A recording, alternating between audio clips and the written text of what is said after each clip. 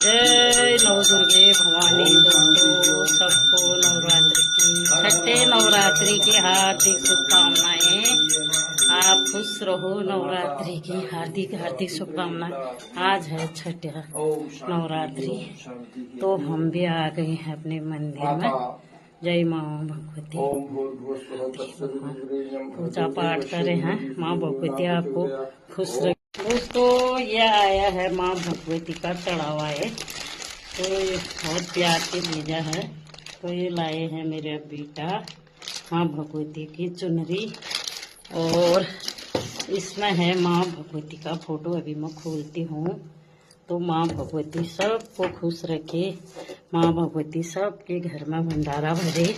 तो ये है मेरी माँ का चढ़ावा। दोस्तों ये ओढ़ दी मैंने चुनरी माँ भगवती के नाम की। तो और